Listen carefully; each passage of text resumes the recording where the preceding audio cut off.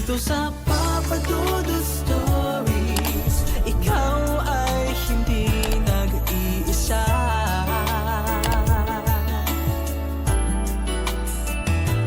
Dito sa Papa Dudut Stories, may nagmamahal sa'yo. Papa Dudut Stories, Papa Dudut Papa Dudut. Sa lahat po ng mga nakatutok ngayon, huwag pong kalimutan mag-like, mag-share at mag-subscribe. Maraming salamat po sa inyong lahat.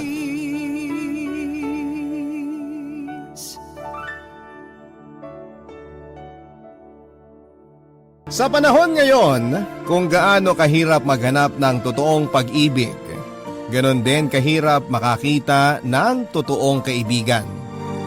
Isang kaibigan na mapagkakatiwalaan, maasahan at handang gawin ang lahat para sa iyong kapakanan. Ikaw, kapuso, kaya mo bang isakripisyo ang lahat, magsinungaling sa sarili mo at sa taong minamahal mo para lamang sa iyong kaibigan?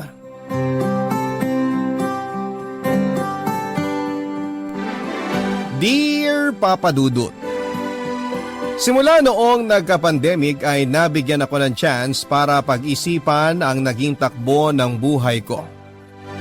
Marami akong bagay na nagawa sa nakaraan na pinagsisisihan ko, pero kahit papaano, ang mga pagkakamaling ito ay nakatulong para mag-grow ako bilang isang individual. Sumulat po ako sa inyo, Papa Dudut, para ibahagi ang isa sa mga kamaliang nagawa ko nitong mga nagdaang taon. Wala naman akong ibang mapagkwentuhan ito, kaya naisip kong sa inyo ko na lamang po ibahagi ang aking kwento. Gusto ko rin kasing malaman ang opinyon ng inyong mga listeners kung tama ba ang ilang bagay na pinanindigan ko. Itago niyo na lamang po ako sa pangalang Robina. 28 years old na po ako at isang professional photographer na nakatira dito sa Metro Manila. Mahiyain po akong tao at isa ito sa mga pangunahing katangian ko. Hindi ko po ito ipagkakaila, pero hindi rin po ako proud dito. Siguro ang ugali kong ito ang naging dahilan kung bakit simula pagkabata ay nahirapan akong makahanap ng mga kaibigan. Dumagdag pa rito ang pagiging strict ng parents ko. Wala po kasi akong muwang sa mundo noon nang mamatay ang nakakatanda kong kapatid. 8 years old lamang po siya noon nang masagasaan siya ng sasakyan sa harapan mismo ng bahay namin. Ang insidenteng yon ang rason kung bakit sobrang naghipit ang mga magulang ko sa akin noong kabataan ko, Papa Dudut. Hindi ko po naranasang maglaro sa kalye kasama ang mga kapitbahay namin. Hatid sandurin po ako noong nag-aaral pa ako sa elementary at high school. Dahil dito ay naging mailap po ako sa mga tao at nasanay na mapag-isa. Kaya hindi na po nakapagtataka na lumaki akong walang kaibigan. Bukod kasi sa pagiging mahiyain, pinagkaitan din po ako ng pagkakataong makahanap ng kaibigan. Hanggang sa dumating po sa buhay ko si Eunice. College na ako noon at kumukuha ng kursong Bachelor of Arts in Mass Communication nang makilala ko siya.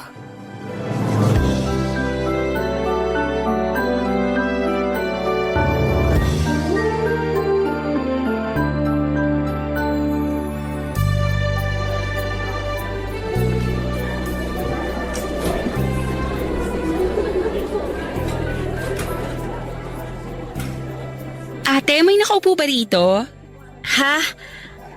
Wala. Upo na ako Sige.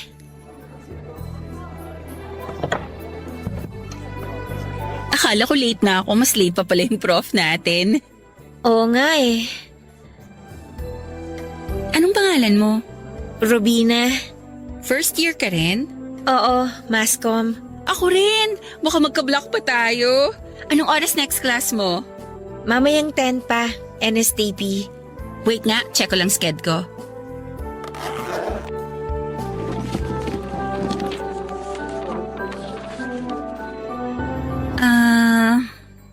10 a.m. tapos ang sunod 11:30 Phil History? Oo, tama.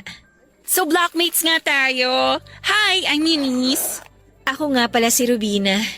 Oo, sinabi mo na kanina. Oo nga pala. So bakit naman Mascom ang pinili mong course? Ako? Gusto ko kasi pursue yung passion ko sa photography. Ooh, mahilig kang mag-take ng pictures? May mga sample ka ba dyan? Patingin naman ako. Wala akong dala dito eh. Nasa bahay yung portfolio ko. Ano usually mga kinukunan mo? Mga tao ba? Scenery, pagkain. Ako kasi hanggang selfie lang eh. Kahit ano. Pero karaniwang kinukunan ko, pictures ng sunset. Minsan kumukuha rin ako ng pictures ng mga tao sa public places. Pero hindi pa ganong maganda photography skills ko eh. Inaaral ko pa nga kung paano mag-edit ng raw photos. Ako naman, hindi ko pa talaga alam kung anong gusto kong gawin sa future. Hanggang ngayon, undecided pa ako sa path na gusto kong sundin eh. Eh bakit ka nag-mascom? Di ko rin alam. Feeling ko madali lang kasi ang Mascom eh. Actually, ang gusto ni Papa, kumuha ako ng medical course. Eh hindi naman yun talaga ang gusto kong trabaho. Ayoko mag-work sa ospital, no? Tsaka maiksi lang yung PC ko kaya hindi ako pwedeng maging medic. Kaya pass talaga ako dun sa gusto ni Papa. Mabuti naman sinuportahan ka pa rin kahit hindi mo siya sinunod. Wala naman siyang choice eh. Hindi naman siya yung nagpalaki sa akin. Anong ibig mong sabihin? Hiwalay na kasi yung mga magulang ko. Civil naman silang dalawa kahit papano, kaya nakakasama ko pa rin sila pareho. Pero hindi nga lang sabay. Nakatira kasi ako sa mama ko. Sa kanya ako lumaki. Pero kapag nagkakaroon ako ng tampo kay mama, doon ako kay papa. Yun ang benefit ng pagkakaroon ng hiwalay na magulang. At least para sa akin Ewan ko lang sa iba. Maswerte ka pa rin kasi may choice ka na makasama mo sila pareho. Yung iba kasi kapag naghiwalay ng mga magulang, isa lang sa dalawa ang pwede nilang piliin. Siguro nga swerte talaga ako. Bakit ikaw? Hiwalay din ba ang parents mo? Hindi naman. Pero sobrang strict nila sa akin. Ako na lang kasi natitira nilang anak eh. Only child ka? Ako rin, only child. Actually, dalawa kaming magkapatid pero namatay yung kuya ko nung bata pa siya. Hala, ganun ba? Nakakalungkot naman. Ganun talaga ang buhay. Wala tayong alam sa kung anong pwedeng mangyari bukas. Totoo yan. Tulad ngayon, wala pang prof. Eh di sana diniretso ko na lang yung tulog ko kanina. Baka naman nalito lang yung prof natin sa sked niya. Di kaya? Ewan ko lang. Tara na, alis na tayo. Ha? Hindi ba natin hihintayin yung prof natin? Anong oras na 7:40 na? Wala na yun. Eh paano kung dumating siya? Eh di sabihin natin, inayos natin ang sked natin kaya hindi tayo naka-attend ng class. Halika na, kain tayo sa cafeteria. Hindi pa ako nagbe-breakfast eh. Sige. Hindi na po ako iniwan ni Eunice simula noong araw na yon, Papa Dudut. Kung ano ang rason niya ay hindi ko po alam pero sumama na lang din po ako sa mga trip niya dahil wala pa naman akong gaanong kakilala sa school kasi kakasimula pa lang ng school year. Doon na po nagsimula ang friendship namin ni Eunice, Papa Dudut. Nung una medyo nahirapan akong sabayan siya sa mga bagay-bagay dahil sobrang magkaiba po ang personality naming dalawa. Kung ako ay tahimik lang, siya naman ay sobrang ingay. Hindi niya kayang manahimik ng 5 minuto. Lagi siyang may sinasabi at laging may dalang kwento. At hindi siya naperme sa iisang lugar. Hindi nga nagtagal, Papa Dudut, ay nasanay din naman kaagad ako sa ugali niya. Gustong gusto ni Eunice na laging nasa kanya ang center of attention. Palibasa, palabiro rin kasi siyang tao. Maganda at mataray sa unang tingin pero kenkoy ang kanyang totoong ugali.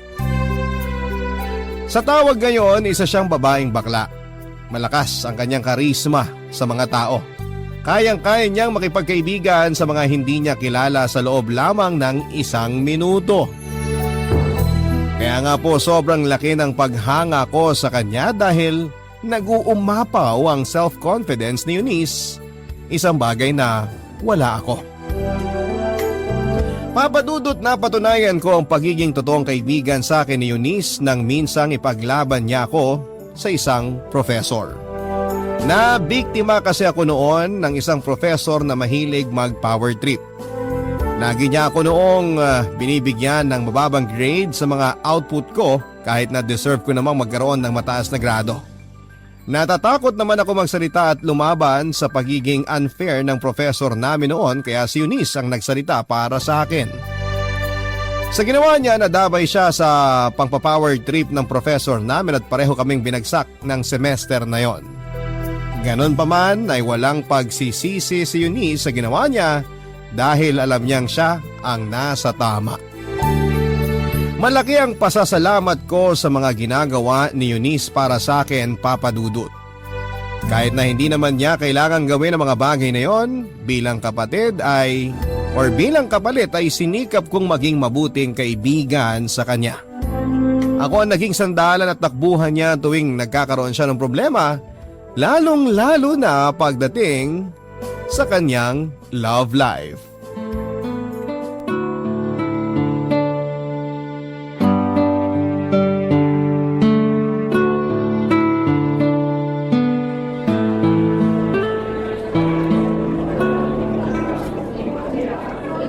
Ayan, ito na yung pinabibili mong pagkain. Ang hilig mo talaga sa matatamis. Kailangan ko ng something sweet ngayon para maalis yung pagka-bitter ko. Oh, bakit bitter na naman? May problema na naman kayo ng jowa mo. Nakwento ko naman sa iyo yung nangyari, di ba? Last week pa yun ah. Hindi pa ba kayo nagkakaayos hanggang ngayon? Wala nang kailangang ayusin kasi tapos na kami. As in, wala na kayo? Oh my gosh, kailan pa?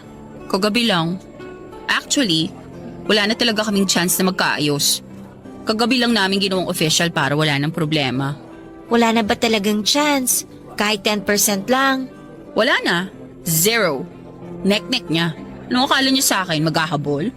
Sa ganda kong to, hindi ako marunong maghabol, no? Kala mo naman kung sinong gwapo, height pa lang talo na. Ano ba kasing nagustuhan mo sa lalaking yun? Ewan ko ba? Ginayuma yata ako ng buwisit na yun? Sabi ko naman sa'yo may something talaga sa lalaking yun. Ugali pa lang, hindi na mapagkakatiwalaan. Paano naman kasi? Ang galing niyang mambola. Daig pa yung mga sales lady sa mall. Ako naman tong si tanga, naniwala naman sa mga sinasabi niya. Ganun naman talaga ang mga lalaki Sasabihin lahat ng gusto mong marinig para makuha nila yung gusto nila. Hindi ka na natuto. Pero alam mo kung anong mas nakakainis? Alam kong bare minimum na nga yung binibigay niya. Hinahayaan ko pa siya sa mga ginagawa niyang kasalanan. Ang tanga ko talaga. Alam mo, nag-iiba talaga ang ugali mo, no? Kapag nai-inlove ka. Ang tapang-tapang mo sa ibang tao, tapos kapag nagka-jowa, parang maamong tupa. Ewan ko ba kung anong klaseng mahi ka meron ng pag-ibig na yan? Kaya nila siguro sinasabi na magical ang love kasi kahit pangit, pumopogi kapag na-inlove ka. Naku, mararanasan mo rin yan kapag nagka-jowa ka na. Ay sus, wag muna. Study first bago jowa. Hindi ka kasi marunong lumandi Palagi kang napipipi pag nakakakita ng mga bagong muka. Paano ka na lang kung wala ako? Wag mo kasi ako itulad sa'yo, masyadong marupok. Hoy, hindi O, aminin mo, nakailang boyfriend ka na since first year college. 4. 5 kaya! 5 ka dyan. Gusto mo bilangin natin? Yung irregular student na kaklase natin sa PE, yung nursing, yung kaibigan ng pinsan mo, yung nang ghost sa'yo, tapos itong huli. O ano ha? Excuse me, yung nursing, fling lang yon, hindi yun counted. O sige, sabihin na nating 4. Pero marami pa rin yun ha. Masyado ka kasing mabilis ma-fall sa mga lalaki Para ka nag-window shopping sa mall na kapag may nagustuhan, bili agad. Tapos sa huli, magsisisi. Sa habulin ng best friend mo May magagawa pa ba ako? Habulin nga, palagi namang niloloko. Bunga nga mo ha, nananakit. Basta ako, may araw din ng mga manluloko na yan. Akala ba nila, aalis na lang ako basta sa buhay nila nang walang pasabog? Bakit? Anong plano mong gawin? Papahirapan ko ang ex ko. Kala niya makakatakas siya sa panluloko niya sa akin. Ano ngang gagawin mo? Kilala ko mga kaibigan niya. Close rin kami ng nanay niya, kaya kapag ako talaga nagsalita, magtago na siya. Alam ko lahat ng mga baho ng lalaking yun. Masyado ka namang mapaghiganti. Hayaan mo na lang yun. Gawin mo na lang siyang lesson sa buhay mo nang sa ganon hindi ka na maloko sa future. Di naman ako makakapayag dyan. Kilala mo ako, Rubina, at hindi ako basta-basta umaatras. Taurus kaya to. Kaya kong itolerate pag-uugali ng mga tao, pero pag sinaktan na ako, hindi ako basta nagpapatawad. Bala ka dyan, matanda ka na, alam mo nang ginagawa mo. Ganyan dapat. Support ka lang sa bestie mo. Parang kinakampihan mo pa yung lukulukong lalaking yun eh. Mabilis talagang ma-fall sa mga lalaki si Eunice Papadudut. At kung gaano siya kabilis ma-in love ay ganon din siya kabilis magsawa o maiwan ng mga lalaki kanyang minamahal. Hindi na nakapagtataka kung marami ang nakapila sa kanya dahil maliban sa charismatic na personality nito ay may tinatago rin siyang ganda. Taglay nito ang morena beauty at tangkad na maaaring ipantapat kay Rabia Mateo. Kaya niyang dalhin ang sarili kahit na nakasando o shorts lamang siya. Ganon kalakas ang appeal niya. Papadudot ma-pride na tao si Eunice. Kung maaari ay hindi niya gustong ipakita sa publiko na nasasaktan siya. Pero ang totoo niyan, malambot ang puso ni Eunice. Lalo kapag pag-ibig na ang pag-uusapan. Kaya naman tuwing broken-hearted siya ay ako ang laging support system niya. Sa akin siya palagi naglalabas ng hinaing at sama ng loob niya. Kapag naka-move on na siya mula sa taong nanakit sa kanya, agad kanyang aalisin sa buhay niya nang walang pag-aalinlangan. Ganon ang naging takbo ng buhay pag-ibig ni Eunice Papadudut. Simula noong nakilala ko siya parang trial and error ang love para sa kanya. Kung hindi nag-work, iiyakan niya pero mag-move on din kaagad siya. Pagkatapos noon ay ex na sa buhay niya yung mga ex niya. Mabait at masayang kaibigan naman si Eunice pero nakakatakot din siyang kaaway. Ipaglalaban ka niya sa mga taong umaagrabyado sa iyo. Pero kapag siya ang inagrabyado mo, ikaw mismo ang lalabanan niya. Sa loob ng halos 10 taon ay ganoon na po ang naging setup ng pagkakaibigan namin ni Eunice Papadudut. Ipinagtatanggol niya ako sa mga taong hindi ko kayang labanan samantalang ako naman ang sumasalo sa kanya tuwing nadadown siya. Dahil dito mas lumalim pa ang friendship naming dalawa. Pero masusubok ang tibay ng pagkakaibigan namin ni Eunice sa pagdating ni Aldred sa buhay namin. Ang mga kwento ng pag-ibig, kwento ng buhay at kwento ng pag-asa. Nasa Spotify na, Barangay Love Stories. Pakinggan kahit kailan, kahit saan. Barangay Love Stories sa Spotify. Kinig na, kabarangay! Papadudot ako ang unang nakakilala kay Aldred mula sa trabaho. Bagong hire lang siya noon bilang video editor matapos mag-resign at mag-solo ang dati naming editor. Unang araw pa lamang niya sa trabaho ay naging kaibigan na kaagad niya ang mga tao sa opisina. Mula pagpasok at pag-uwi ay hindi siya nauubusan ng energy. Daig pa niya ang nakainom ng energy drink. Nakikita ko sa ugali niya si Eunice Papadudut. Pareho kasi silang social butterfly na kaagad nakaka-vibe sa mga tao sa paligid nila. Kayang-kaya nilang mag-adjust sa iba't ibang personality ng mga taong nakakasalamuha nila. Bilang ako ang pinakatahimik sa grupo, ako ang paboritong inaasar at tinutokso noon ni Aldred. Nung una, inis na inis ako sa ugali niya, lalo na kapag kinukulit niya ako. Kung kailan busy ako sa trabaho, pero nasanay din naman ako sa ugali niyang yon kalaunan. Sa mga kulitan at asaran na yon ay nakabuo kami ng pagkakaibigan ni Aldred. Sincere at totoo kasi siya. Yan ang pagkatao niya. Kaya mabilis ko siyang nagustuhan. Kaya niyang ilugar ang pagiging palabiro niya at marunong magseryoso sa mga oras na kailangan. Aaminin ko sa inyo Papadudut na sa unang araw pa lamang ng pagkikita namin ay na-attract na ako sa physical appearance ni Aldred. Hindi ko naman itatanggi na gwapo talaga siya. Para siyang nanggaling sa isang fashion magazine na pinotoshop ang mukha niya. Matangos ang ilong, chinito at manipis ang labi na hawig sa mga sikat na K-pop idols. Matangkad at makinis ang kanyang balat na parabang suki sa derma. Kapag pinagsama-sama mga katangiang ito ni Aldred, baka pati kapwa niya lalaki ma-fall na sa kanya. Ganon po ang nangyari sa akin Papadudut. Sa ilang buwang pagsasama naming dalawa ni Aldred sa trabaho ay gumaan na po ang loob ko sa kanya. Ito sana ang gusto kong sabihin kay Eunice noon na sa wakas ay nahulog na ang puso ko sa isang tao. Pero nang ipakilala ko si Aldred kay Eunice, hindi ko ine-expect ang naging takbo ng mga pangyayari.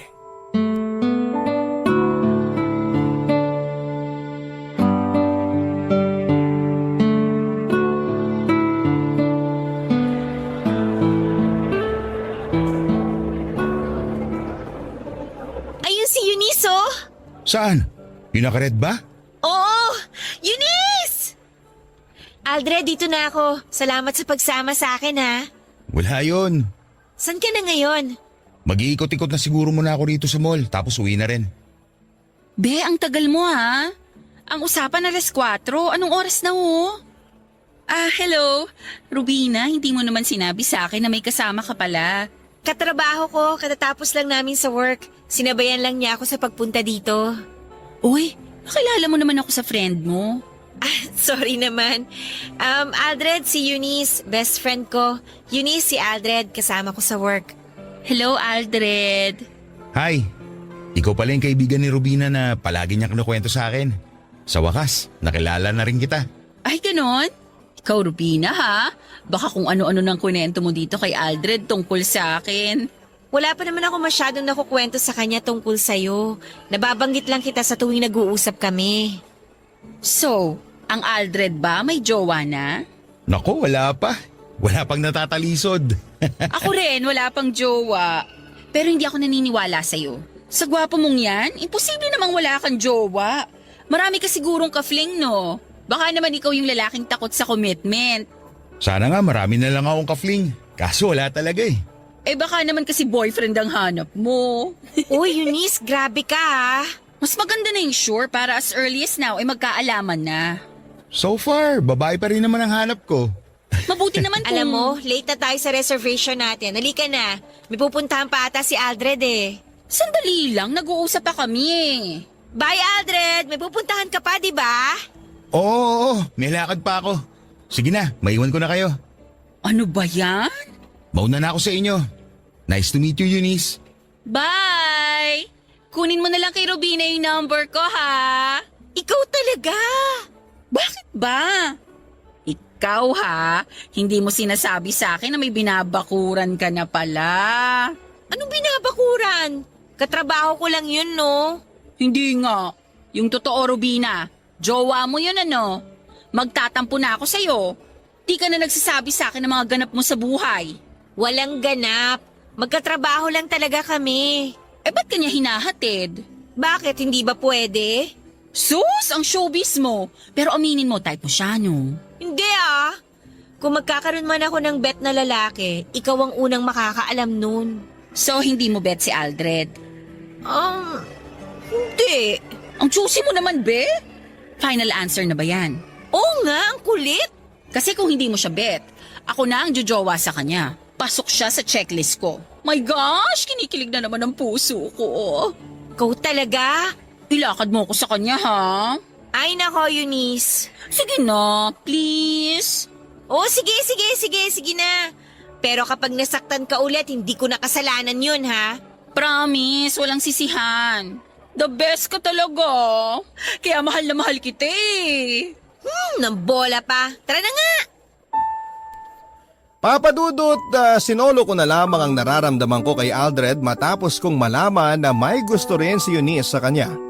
Sino ba naman ako para tumapad kay Eunice kung confidence pa lamang talong-talo na ako. Simula noong magkakilala ang dalawa ay palagi na namin kasama si Aldred tuwing lumalabas kami ni Eunice.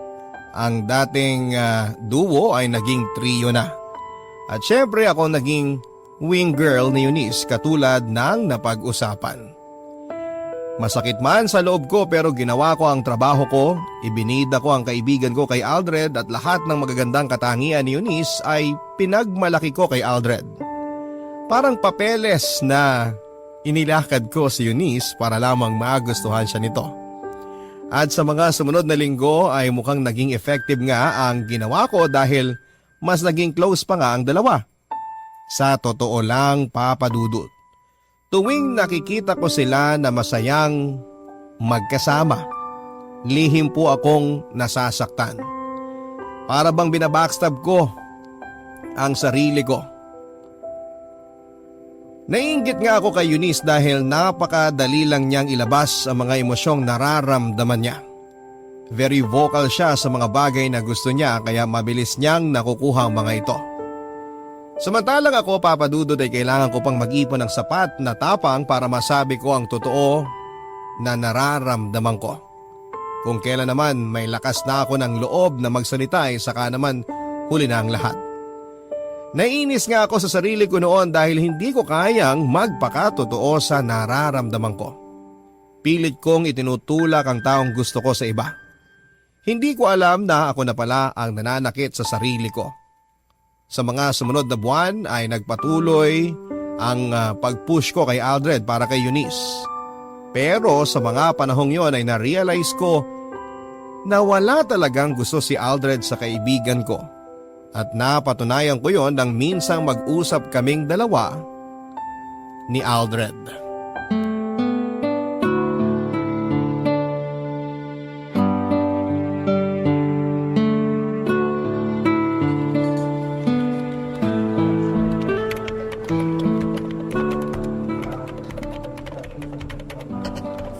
Rubina, Bakit?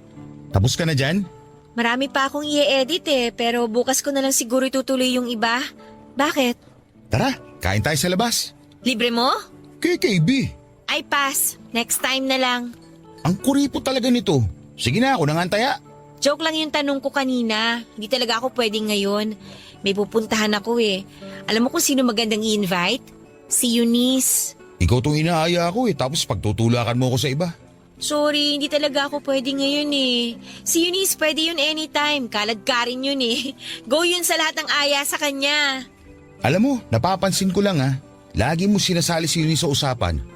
Habang kumakain, bigla mo na lang isisingit ko anong favorite food ni Eunice. Kahit sa trabaho, bigla mo na lang siya babanggitin out of the blue. Nakakahalata na ako sa ginagawa mo Bakit? Ano bang ginagawa ko? Magmamaang-maangan ka pa ba? Di ako pinanganak kahapon, Rubina. Masyado kang obvious Sasabihin ko na sa'yo para hindi ka na mapagod. Hindi ko type si Eunice. Bakit naman? Perfect girlfriend na si Eunice Maganda, sexy, mabait. Medyo makulit nga lang pero maaasahan siyang tao. Ipaglalaban ka niya basta nasa tama kayo. Sa hindi ko nga siya gusto. Iba ang hinahanap ko at hindi si Eunice yun. Mas magaling ka pa sa akin Sino ba gusto mo, Aber? Ikaw? Ha? Baliw! Joke time ba to? Huwag mo akong ginaganyan, Aldred, ha? Hindi naman ako nagjo-joke Sa dami ng tao dito sa office, ikaw ang palagi kong inaayang lumabas. Sumasama ako sa lakad yun ni Eunice dahil sa'yo. Kinukulit kita, inaasar kita lagi kasi nga yun lang ang paraan para makausap kita. Hindi ko alam kung napapansin mo yun o hindi, pero yun ang totoo. Gusto kita, Rubina. Alam mo namang patay na patay sa'yo si Eunice, diba? Bakit? Required ba na gustuin ko siya porket patay na patay siya sa akin? Hindi naman, pero sana bigyan mo siya ng chance. Mabait na tao si Eunice. Napupunta lang siya sa maling tao kaya lagi siyang sawi sa pag-ibig. Paano kung maling tao rin ako? Hindi yan. Bagay kayong dalawa. Bagay na bagay. Swak kayo sa isa't isa. Tsaka alam ko yun dahil pareho ko nakikita ang personality ninyo. Compatible kayo. Sobra. Hindi ikaw magde-decide noon, Rubina. Kung compatible kami o hindi. Si Cupido ka ba? Ikaw na ba ngayon ang nagdedesisyon para sa mga tao? Kung sinong dapat nilang mahalin? Yun lang naman ang hiling ko sa'yo Bigyan mo ng chance si Eunice. Promise, hindi ka madidisappoint. Baka nga pasalamatan mo pa ako Nakakawalang gana naman. Kung ayaw mo sa akin, sabihin mo na lang na ayaw mo. Hindi yung kung ano-ano pa sinasabi mo. Pinagpipilitan mo pa ako sa ibang tao Gusto mo, sa'yo na tong puso ko para ikaw na lang mag-decide para sa akin. Hindi naman sa ganon. Gusto ko lang naman na... Isang tanong, isang sagot. Oo, hindi lang ang sagot. Wala ba akong chance sa'yo? Pero totoo nga, kung kay Eunice ka... Eunice. Lagi na lang Eunice. Nakakarindi na Sabihin mo na lang kung hindi mo ako gusto. Kung wala akong chance sa'yo, para tapos na. Dami mo pa sinasabi. Oo na, gets ko na ayaw mo sa akin. Nandadamay ka pa ng ibang tao. Ba't ka nagagalit? Hindi ako galit. Naiinis ako sa'yo. Bahala ka dyan. Papa Dudut, hindi ko alam kung bakit hindi ko pa kinagat ang opportunity na dumating sa akin nung time na yon. Chance ko na dapat yon na magtapat ng nararamdaman kay Aldred, pero dahil sa magkahalong kaba, takot at hiya ay umurong ang buntot ko at muli akong nagtago sa sarili kong pagkakaila. Inisip ko rin noon na maaaring maging reaksyon ni Eunice kapag nalaman niyang may gusto rin ako sa lalaking napupusuan niya. Lalo na kapag nalaman niya na sa akin pala may gusto si Aldred at hindi sa kanya. Ayokong saktan ng best friend ko, Papa Dudut, kaya nag-decide na ako na itago na lamang ang totoong nararamdaman ko para hindi na gumulo ang sitwasyon. Alam ko rin naman na mabilis magsawa sa lalaki si Eunice. Sa tagal ng pagsasama naming dalawa bilang magkaibigan ay hindi ko pa siya nakitang tumagal sa isang relasyon. Allergic kasi siya sa mga long-term relationship. Ang sabi ko sa sarili ko noon ay hihintayin ko na lamang na ma-fall out of love si Eunice kay Aldred. At kapag nangyari yon ay baka ready na akong sabihin kay Aldred ang totoo. Yun nga lang, Papa Dudut, hindi nagkatotoo ang inaasahan kong mangyari. Sa mga sumunod na buwan, mas naging close pa ang dalawa hanggang sa unti-unting nawala na ako sa picture. Nagkaroon po ng sariling mundo sila Aldred at Eunice at dumating nga sa puntong lumalabas na sila nang hindi na ako kasama. Ang trio bumalik na sa pagiging duo. Ang kaibahan nga lang, ako ang naalis. Nalaman ko na lamang sa mga sumunod na araw na ang lalaking gusto ko at ang best friend ko ay magjowa na pala. Ang mga kwento ng pag-ibig, kwento ng buhay at kwento ng pag-asa. Nasa Spotify na, Barangay Love Stories. Pakinggan kahit kailan, kahit saan. Barangay Love Stories sa Spotify. Kinig na, kabarangay! Hindi naman naging kami ni Aldred, Papa Dudut. Pero naging broken ako ng araw na malaman ko ang balitang sila na ni Eunice. Iniyakan ko ang taong hindi naman naging akin. Parang akong sira dahil ako rin naman ang naging dahilan kung bakit ako nasaktan. Hindi ako nagpakatotoo, itinulak ko si Aldred palapit kay Eunice. Hindi ako nagsabi sa best friend ko na ako ang naunang nagkagusto kay Aldred. Nabigyan nga ako ng pagkakataong umamin pero pati yun ay sinayang ko. Tapos ako ngayon ang nagdadrama na para bang bida sa teleserye na inagawa ng asawa. Durog na durog ako noon, Papa Dudut. Habang nakikita silang sweet sa isa't isa, ganun pa man ay pinilit kong maging masaya. Kailangan kasi dapat kong ipakita sa best friend ko na full support ako sa relasyon nila ni Aldred. After all, ako ang naging wing girl niya. Hindi rin naman ako totally nawala ng pag-asa ng mga panahon na yon. Pinangahawakan ko pa kasi noon ang katotohanang hindi kaya ni Eunice ang tumagal sa isang relasyon. Medyo selfish pakinggan pero pinapanalangin ko noon na sana ay hindi sila magtagal ni Aldred. Masama ng kaibigan kung masama, Papa Dudut, pero yon ang inaabangan kong mangyari. Mabilis na dumaan ang mga araw, umabot sila ng 1 buwan, 5 buwan, hanggang sa nag-celebrate na nga sila ng kanilang anniversary. Handa na akong bumitaw noon, Papa Dudut. Pero bigla akong sinapian ng tapang nang minsang mag-inom kami nila Aldred kasama mga katrabaho namin. Doon nagtapat ako ng totoong nararamdaman ko sa kanya, Papa Dudut.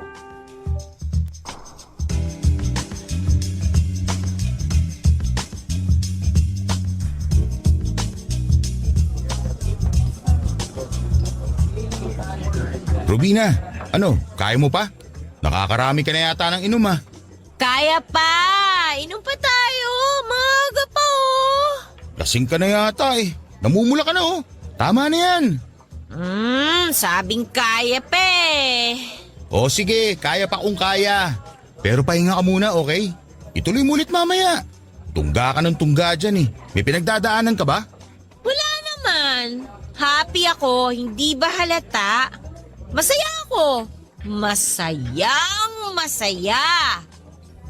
Ikaw ba? Ako? Masaya rin naman ako. Sana all. Kumusta na kayo ng best friend ko? Okay naman kami ni Eunice. Going strong. Alam mo, tama ka nga sa sinabi mo na pasasalamatan kita balang araw. Ang galing ko, no? Nagdilang anghel ako.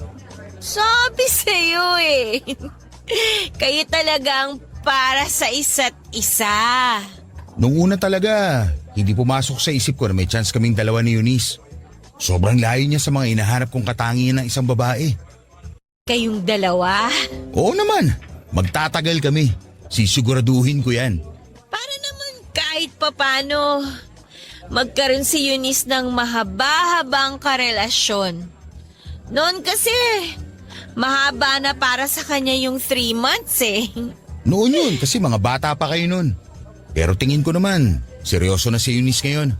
Nako, maniwala ka sa akin. Halos 10 taon na kaming mag-best friend niyan. Kaya kilalang kilala ko na siya. Madaling magsawa si Eunice. Kaya nga, galingan mong maging boyfriend niya kasi kung hindi, nako. Iiwan ka nun. Sandali nga. Ano bang gusto mong palabasin? Wala naman. Nagsasabi lang ako ng totoo. Alam kong nakainom ka pero sana marinig mo yung mga sinasabi mo. Parang sinisiraan mo na si Eunice eh. Di ba ikaw nga ang number 1 na nagtulak sa akin na ligawan siya? O ngayon kami na, bakit ganyan lumalabas sa bibig mo? Hindi ko siya sinisiraan, okay? Sinasabihan lang kita sa pwedeng mangyari. Walang mangyayari sa amin. Ano, manghuhula ka na rin ngayon? Ba't ka ba nagkakaganyan? Ba't ako nagkakaganito? Hindi ko alam.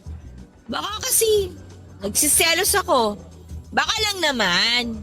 Ano nagsiselos? Dahil ba nawawala ng atensyon sa'yo ni Eunice? Di ba ito naman ang gusto mo mangyari?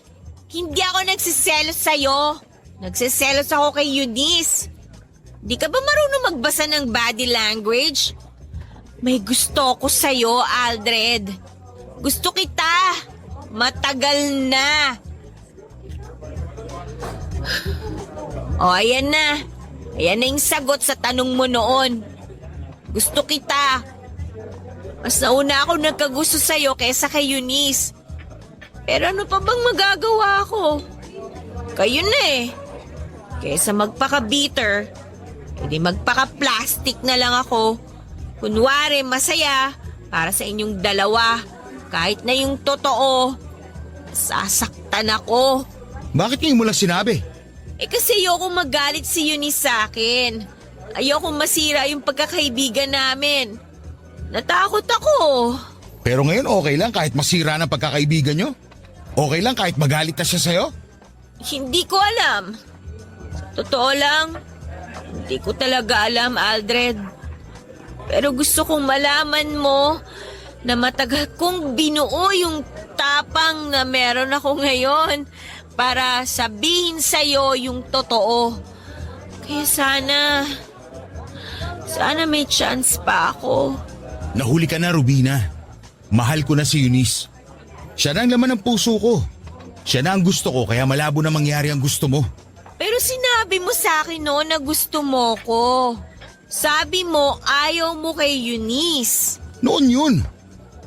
Natatandaan mo pa ba kung anong naging sagot mo sa akin nung nagtapat ako sa'yo?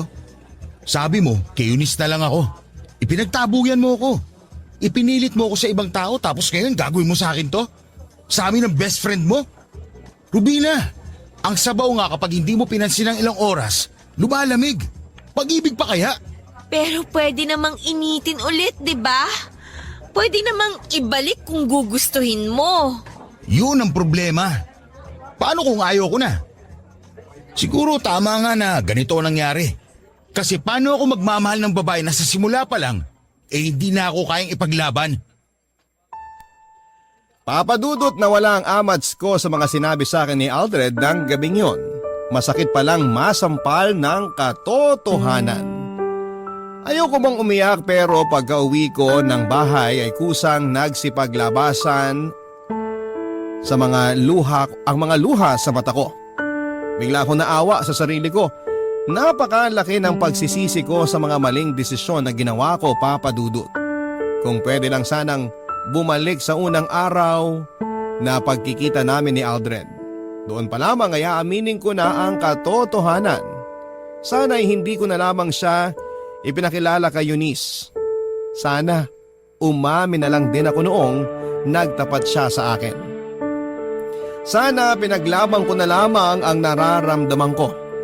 Pero Papa Dudut, ang masaklap na katotohanan, hanggang sana na lamang ang lahat ng yon dahil tunay ngang laging nasa dulo ang pagsisisi. Sa sumunod na araw ay kapansin-pansin ang pag-iwas sa akin ni Aldred sa trabaho. Naintindihan ko naman kung bakit niya ginagawa yon. Maging ako ay wala na rin namang mukhang ihaharap sa kanya matapos ang nangyari sa aming dalawa. Pero kinapalang ko na ang mukha ko ng araw na yon para pakiusapan si Aldred na huwag nang banggitin pa kay Eunice ang mga nangyari. Sinabi ko rin sa kanya ang kalimutan na ang mga sinabi ko ng gabing yon at ibaon na lamang ito sa limot. Ayokong ito pa ang pagmula ng gulo at pagkasira ng pagkakaibigan namin ni Eunice. Dahil sa nangyari, sinimulan kong ilayo ang sarili ko kina Aldred at Eunice. Kahit anong pagpapanggapang gawin ko, hirap na akong itago ang nararamdaman ko noon. Para nga sa ikabubuti ng isip at puso ko ay umiwas na lamang ako sa kanilang dalawa pero napansin kaagad ni Eunice ang ginagawa ko. Kaya nilapitan niya ako upang kumustahin kung may problema nga ba.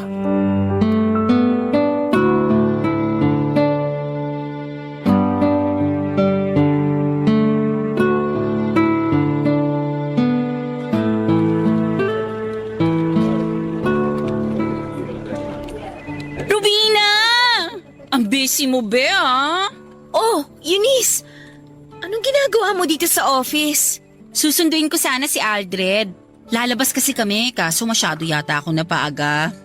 Hindi naman. Actually, pa-out na kami. Mag-OT nga lang ako kasi may hinahabol akong deadline. Mukhang busy ka nga talaga, ang kalat ng desk mo eh. Ay, sobra. Marami kasing events last week kaya ang daming trabaho. Hindi na nga ako makagala. Nakita mo na ba si Aldred? Doon ang desk niya Oo, nag-usap na kami. Ang totoo niyan, kaya ako nagpumilit na sunduin siya dito sa work kasi gusto talaga kitang makita. Ako? Bakit naman? Anong bakit? Baliw ka. Tagal mo na kayang hindi nagpapakita sa akin. Hindi ka nagbabasa sa GC. Hindi ka rin nagme-message sa akin. Mabuti nga si Aldred, araw-araw kang nakikita rito kasi magkatrabaho kayo. Paano naman ako? Kung hindi kita dadayuhin, hindi ko pa malalaman kung humihinga ka pa ba o hindi na. Sorry naman. Sobrang busy ko lang talaga nitong mga nakaraang linggo. Peak season kasi, kaya maraming occasions. Sunod-sunod ang mga kinakasal, debut, pati binyag. Actually, marami pang ang nakabook for next week kahit itanong mo pa kay Aldred. Kahit na, dapat nag-a-update ka pa rin paminsan-minsan. Bahala ka. Iisipin kong iniiwasan mo na ako. Hindi mo naman ako iniiwasan, di ba? Hindi Ba't naman kita iiwasan? Para kang sira. Busy lang talaga. Babawi na lang ako next time. So hindi ka makakasama sa amin ni Aldred ngayon kung iimbitahin kita? Kayo na lang muna. OT nga ako, di ba? Enjoyin yung dalawa yung date ninyo. Gagawin mo pa akong chaperone. Ano ba yan? Miss na nga kita eh. Basta promise mo bumawi ka sa susunod ha? Oo nga, promise. Ay, nga pala. May good news ako sa'yo. Good news? Ano yan? Secret pa to ha, kasi hindi pa namin nilalabas sa public. Pero dahil best friend kita, deserve mong malaman. Ang alin? Na-promote ka ba sa trabaho mo? Hindi, mas good news pa. Tingnan mo tong nasa daliri ko. Oh, sing-sing. Bumili ka ng sing-sing? Oh my gosh! Huwag mo sabihin. Yes, be! Nag-propose na sa akin si Aldred. Kailan pa? 3 days ago. Actually, nagulat nga ako eh. Parang normal day lang naman yun para sa akin. Kumain kami sa labas, nagkape, manunood pa sana kami ng movie. Kaso hindi namin bet yung palabas, so sa bahay na lang kami nagmarathon. Tapos, napag-usapan namin yung tungkol sa kasal. All of a sudden, naglabas siya ng maliit na box. Akala ko nung una prank lang. Tapos pagbukas niya, may sing-sing, babe! Ang sweet naman. Pero hindi yun yung dream proposal ko ha. Ang iniisip ko, magpo-propose siya sa open space, sa ilalim ng full moon, tapos red petals everywhere. Meron ding nagpapatugtog ng violin somewhere, tapos nakadress ako, samantalang siya naka-formal attire. Luluhod siya sa harap ko, tapos tatanungin ako ng, "Will you marry me?" Tapos hindi ko alam na may kumukuha pala ng video. Siyempre, iiyak ako. Then magva-viral kami sa Facebook. Tapos, mapapansin ng KMJS at i-interviewin ako ni Jessica Soho. Doon ko ikukwento ang love story namin. Siyempre, kasama ko sa love story namin kasi ikaw ang naging tulay kung bakit kami nagkakilala ni Aldred. Hoy, nakikinig ka ba? Ba't ka tulala dyan? Iniisip mo yung dream proposal ko, no? Pero para sa akin, okay na rin yung ginawa ni Aldred. Simple lang, private at personal. Hindi man kasing bongga ng inaasahan ko yung nangyari.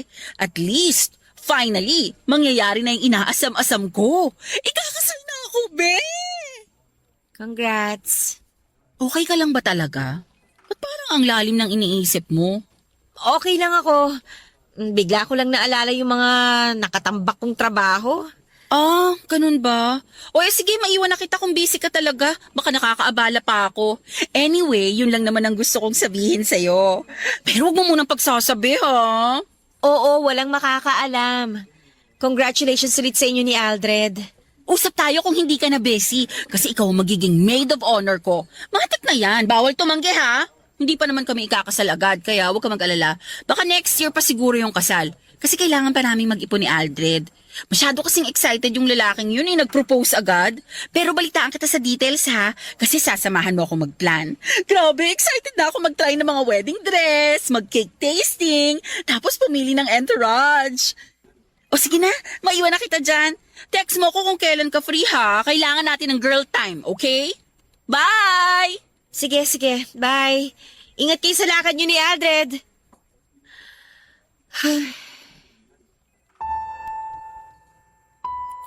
Kung masakit na para sa akin na malamang magkasintahan na sina Aldred at Eunice, may masasakit pa pala dito, Papa Dudut. At eto ay ang malamang ikakasal na silang dalawa. Para bang nag-malfunction ang utak ko nang nalaman ko yon.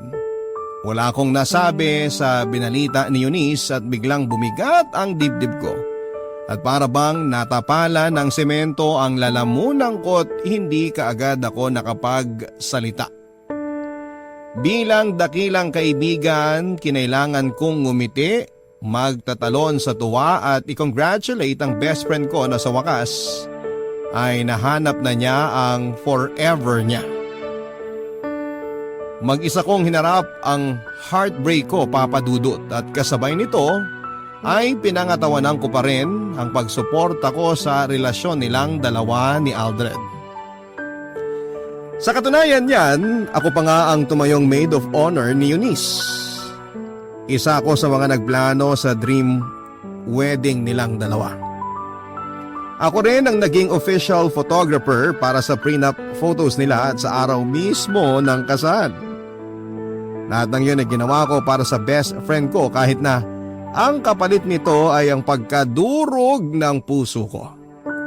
Papa Dudut, wala naman akong sinisisi sa mga nangyari kundi ang sarili ko. Hindi ko pwedeng ibaling ang sisi kina Aldred at Eunice dahil wala naman silang ibang ginawa kundi ang magmahalan. Ako ang nanakit sa sarili ko sa pamamagitan ng paglayo mula sa kaligayahang abot kamay ko na sana. Matapos ikasal sina Aldred at Eunice ay dahan-dahan akong dumistansya sa kanila. Busy na sila noon sa pagbuo ng sarili nilang pamilya kaya hindi na nila napansin ang paglayo ko sa buhay nila. Umalis ako sa dati kong trabaho at nagbukas ng sariling photography business. Sinikap ko pong kalimutan ang mga nangyari, Papa Dudut. Pero minsan ay dumarating pa rin ako sa point kung saan ay bumabalik sa mga alaala ko ang isang pagkakataong nasayang. Sa ngayon ay meron na akong boyfriend. Foreigner po siya. Taga-Ireland at bagamat LDR ay ginagawa ko pa rin ang best ko upang hindi na muling maulit ang mga pagkakamaling nagawa ko sa aking nakaraan. Ang tanging hiling ko na lang sa ngayon ay sana ay tuluyan na akong makapag-move on mula sa multo ng aking nakaraan.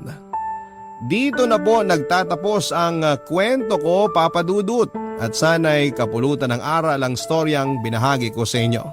Magandang araw and God bless.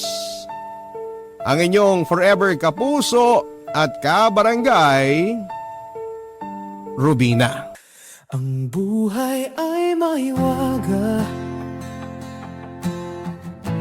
laging may lungkot at saya. Sa Papa Dudut Stories, laging may karamay ka. Mga problemang kaibigan,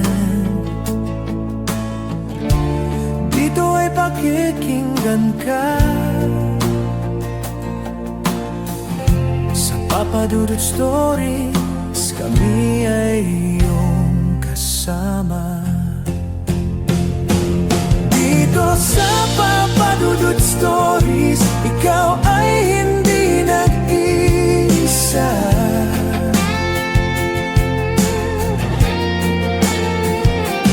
Dito sa Papa Dudut Stories, may nagmamahal sa'yo.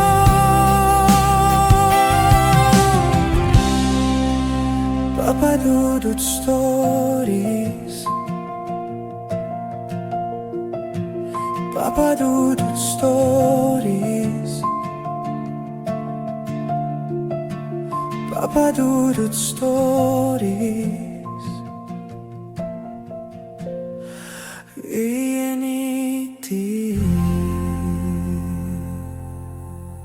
Dito sa Papa Dudut Stories, ikaw ay hindi nag-iisa.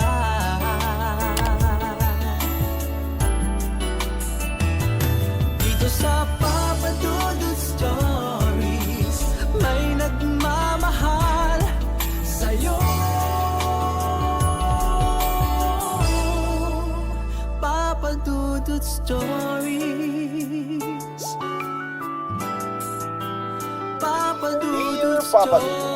Sa lahat po ng mga nakatutok ngayon, huwag pong kalimutan mag-like, mag-share at mag-subscribe. Maraming salamat po sa inyong lahat.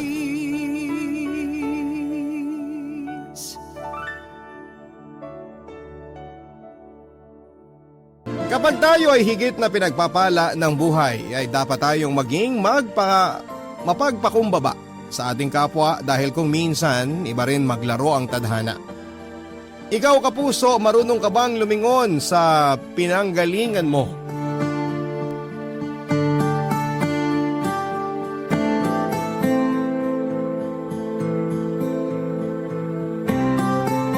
Dear Papa Dudut, good day sa iyo at sa lahat ng mga listeners ng Barangay Love Stories.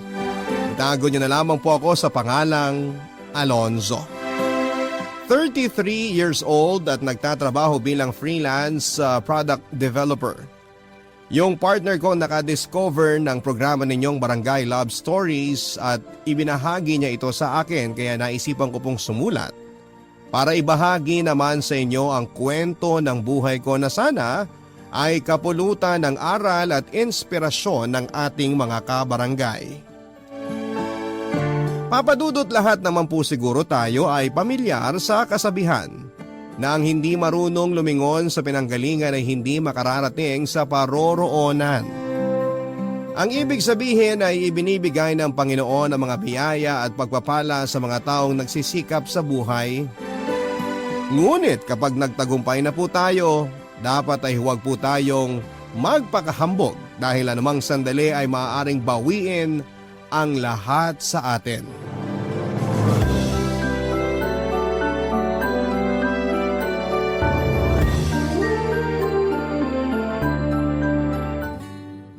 na po ako.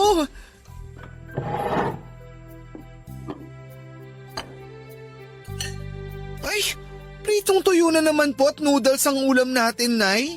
Kagabi ganito rin po ang hapunan natin, Ay, pasensya ka na Alonso anak. Yan lang ang nakayanan ni nanay. Hindi kasi nagbayad yung mga pinautang ko ng tinda nating almusal kanina. Sabi pa naman ng mga yun, ngayong hapon daw sila mag-aabot. Doon pa naman nakasalala yung malaking parte ng sweldo ko. Kaya yan lang tuloy ang ulam natin. Nay, di ba sinabi ko na po sa inyo na wag na kayong magpapautang? Mabuti sana kung sa atin yung tinitinda nyo. Kaso pinagkatiwala lang din po sa inyo yun. Mabuti na lang mabait yung may-ari. Dahil kung hindi, baka kayo pa ang mag-abono ng mga di babayaran sa inyo. Alam ko naman yon anak, kaso hindi ako makatiis Kilala mo naman ang nanay, maawain talaga ako, di ba? O halimbawa na lang si Mang Nanding kanina, lumapit. Kesyo wala pa raw silang kain ng hapunan ng pamilya niya at nagbabaka sakali na malamnan ng sikmura nila.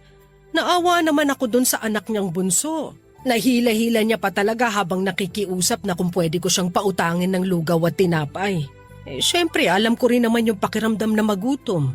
Pero Nay, hindi pa rin po tama na palagi kayong naaawa sa mga taong ganun. Ano ba kasing sinasabi mo anak? Bakit hindi yata kita maintindihan? Ang akin lang, kung talagang nagugutom ang mga anak ni Mang Nanding, sana gumawa siya ng paraan para magkapera, di ba? Hindi naman siya baldado.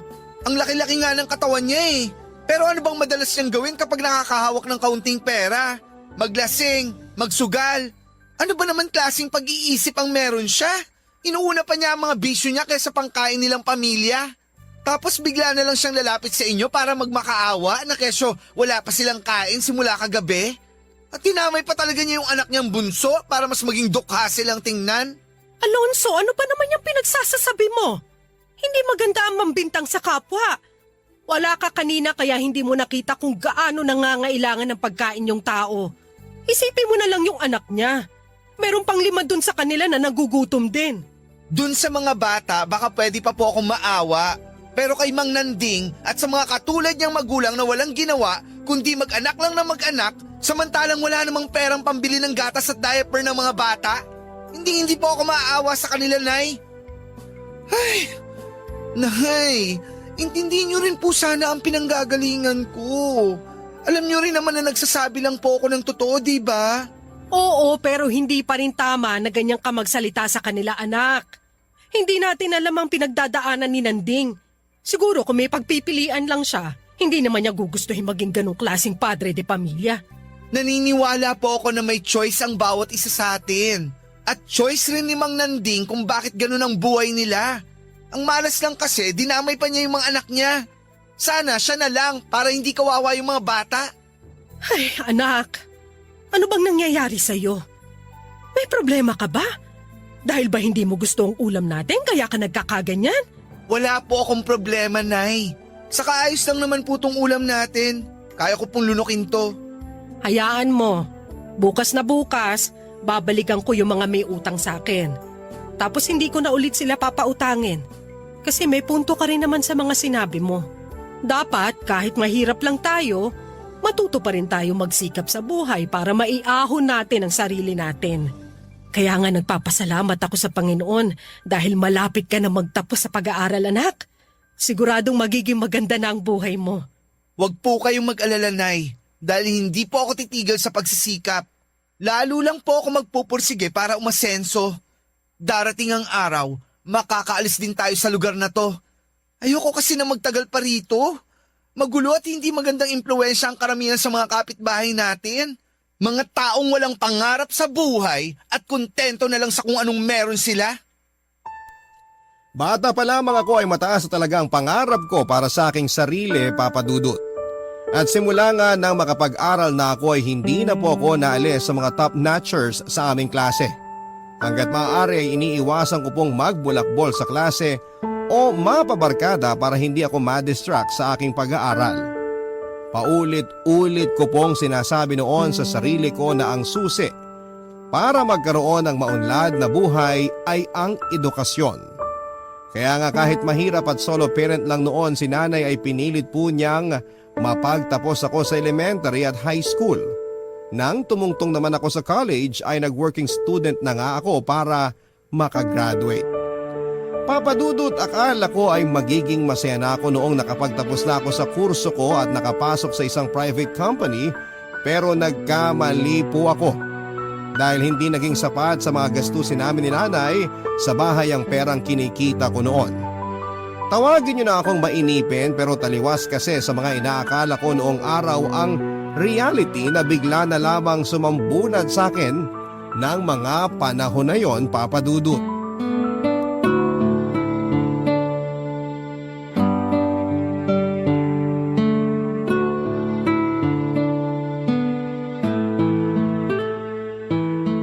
Alam niyo, Nay, kahit siguro magtrabaho ako hanggang linggo, hindi pa rin sapat yung sweldo ko kada kinsenas at katapusan. Sa mga gastusin lang natin at bayarin, kulang na. Pasensya ka na anak at hindi kita matulungan sa pagtatrabaho. Kung bakit pa kasi biglang nagsulputan to mga sakit-sakit sa kasukasuan at katawang ko. Dalawa sana tayo ngayong kumikita. Wala naman pong kaso yun. At hindi ko rin naman po kayo pinipilit na magtrabaho, Nay. Ang akin lang, kung magpapatuloy na ganito lang ng ganito ang gagawin ko sa buhay, walang usad o progreso. Baka hindi na talaga matupad yung pangarap ko na makaalis tayo sa lugar na to. Matanong ko lang, ano pa kasi ang pangit sa lugar na to? Diba dito ka nga lumaki kaya buong akala ko gustong-gusto mo rito? Nay, pwede ba? Sino may sabi sa inyo na gusto ko rito? Kung ako lang papipiliin, ayokong dito pa rin ako mamatay. Tulad ng sabi ko sa inyo noon, pangarap ko na makaalis dito. Kayo ba, hindi niyo po ba gustong tumira man lang sa isang exclusive subdivision? Kung saan ligtas sa mga magnanakaw at mga edukadong tao ang kapitbahay? Sobra ka naman makapagsalita anak. Mababait naman ang mga kapitbahay natin Tsaka hindi ba nakakainip kapag sa subdivision ka nakatira? Sobrang tahimik. Tapos hindi mo pa makakausap yung katabi at katapat mong bahay dahil madalas abala sila sa pagtatrabaho o di kaya mas gusto na lang nila na magkulong sa mga bahay nila. Yun nga po ang gusto ko. Kesa naman dito sa atin na walang habas kung makapag-videoke dis oras ng gabi. Hindi na naisip ang kapakanan ng ibang tao. Basta sila, ayun, makapagsaya. Di baling may maistorbong tulog o gustong magpahinga. Ay! Tapos kapag may lasing, palaging nauuwi sa away. Meron din pong naturingang magpapamilya, pero kung magmurahan at magsumbatan dahil lang sa maliit na bagay, akala mo hindi magkakamag-anak? Sinong matinong tao ang hindi papangarapin na makaalis sa lugar na to? Sa bagay, hindi rin naman kita masisisi kung mapagod ka na lang sa pakikisama sa mga kapitbahay natin na wala na yatang pag-asang tumino. Kung kayo po sanay na sa kanila, pues ako hindi. Ibahin niyo ako. Alam ko naman yun, ano ka ba? At alam mo rin naman na kung ano man yung pangarap mo, susuportahan kita. Pero huwag ka naman sanang mainip o malungkot dahil hindi pa yun natutupad sa ngayon. May tiyempo ang mga bagay-bagay. May tamang panahon, ika nga nila. Sorry, Nay ha, pero hindi po ako naniniwala sa sinasabi niyong tiyempo o tamang panahon. Dahil para sa akin, kung hindi ko gagawin ang isang bagay na gusto kong matapos ngayon din, wala na rin po akong pinagkaiba dun sa mga tamad na mahilig mga tuwira na kesyo ganito, kesyo ganyan. Ang ending, wala na. Napalagpas na nila yung opportunity kasi mahilig sila mag-procrastinate. Ayaw lang naman kitang magsawa sa ginagawa mo kaya pinagsasabihan kita. Mamaya sa kakapilit mong matupad ka agad yung pangarap mo, mapagod ka na lang at hindi ka na lang magpatuloy. Imposible pong mangyari ang bagay na yon dahil nakatatak na po sa isipan ko lahat-lahat ng mga dapat kong gawin at tapusin. Organisado akong tao. Kapag may gusto ako, dapat kong makuha o magawa. Kailangan kong pagsikapang gawin ng mga bagay-bagay para wala po akong dahilang mabigo. Para sa akin, dapat maging katulad ko yung iba dyan ng pag-iisip. Yun bang hindi kontento sa kung ano lang meron sila ngayon? Kaya nga hindi talaga ako natutuwa dun sa mga classmate ko dati na sapat na sa kanila yung kumita lang ng saktong pera. Hindi ba man lang nila naisip na mas maganda kapag sobra-sobra? Hindi kasi lahat ng tao katulad mo mag-isip, anak. Hindi rin lahat nabibigyan ng oportunidad na makapag-aral at makapagtapos nang sa ganun maiahon nila ang sarili nila sa kahirapan. Meron namang iba na bagaman nakagraduate nga, nagtitiis pa rin sa kung ano lang ang kaya nilang kitain at ihain sa mesa. Naniniwala ako na may kanya-kanyang dahilan ng bawat isa sa atin at hindi natin pwedeng husgahan ng isang tao nang nakabase lang sa kinikita niya. Hindi nasusukat sa mga naipundar niya ang kanyang halaga. Dapat alam mo yan dahil mahirap lang naman tayo. Nay, alam na alam ko po ang pakiramdam na yan. Kaya nga nangako ako nun sa sarili ko na kahit ipinanganak akong mahirap, hindi po ako mamamatay na mahirap. Excuse lang po yun ng iba na ayaw naman talaga magsumikap sa buhay. Manang-mana ka talaga sa akin. Ganyan-ganyan ako noong kabataan ko. Yun bang tipong nagmamadali ring umasenso sa buhay? Akala ko, sapat nang nagsusumikap ako. Pero minsan iba talaga ang plano ng Diyos sa atin. Pero alam mo ba, kahit na hindi ko noon natupad ang sariling pangarap ko sa buhay, daig ko pa ang nanalo sa loto dahil dumating ka sa buhay ko, anak. Ikaw ang totoong katuparan ng mga pangarap ko sa buhay. Sana isang araw, makamit mo rin ang lahat ng mga pangarap mo. Pero kapag nangyari yon, huwag mong kalilimutang magpakumbaba. Papa Dudut, lalo pa nga po ako noong nagsumika para maregular sa trabaho ko at sa maiksing panahon ay na-promote naman ako. Pero hindi pa rin po ako masaya sa kinikita ko noon at sa buhay na meron ako. Para sa akin ay masyadong malayo pa sa katotohanan na matupad ko ang mga pangarap ko at mga bagay na gustong bilhin sa halaga ng sahod ko noon. Kaya nga bilang pinanganak na madiskarte ay nagdagdag pa nga ako ng mapagkakakitaan. Doon ko na po pinasok ang larangan ng pagkatrabaho online bilang freelancer. Naranasan ko pong kumita noon ng 6 digits, Papa Dudut, at kahit na hindi pa nga nagtatagal, ay nag-resign na rin po ako sa pinagtatrabahuhan ko. Hindi po ako naniniwala sa swerte, Papa Dudut, dahil lahat ng meron ako ng mga panahon na yon ay pinaghirapan ko. Kung may mga kaedad ako ay nabisi sa pagsasaya, ako naman ay kumakayod. Kung tulog ang karamihan sa gabi, gising na gising naman ako. Karir kung karir, ika nga nila. Ganyan po ang ginawa ko para umasenso, Papa Dudut. Hindi nagtagal ay nagbunga naman ang mga pagsisikap ko dahil nakabili ako ng bagong bahay sa isang exclusive subdivision para sa amin ng nanay ko. Tapos nakapagpundar din po ako ng sasakyan, lupa at condo unit. Kung ikukumpara sa mahirap na kalagayan naming mag-ina noon ay napakalayo po ng narating ko sa buhay. Iba po kasi yung pakiramdam kapag secured ka. Yung bang alam mo na may pera ka sa bangko na mahuhugot kapag kailangan mo. Yung bang may pagkain ka sa mesa at hindi ka na magwo-worry na magutom pa. Papa Dudut, masayang-masaya po ako dahil sa mga narating ko sa buhay noon. At wala pa po akong planong tumigil para lalo ko pang maabot ang iba ko pang mga pangarap sa buhay.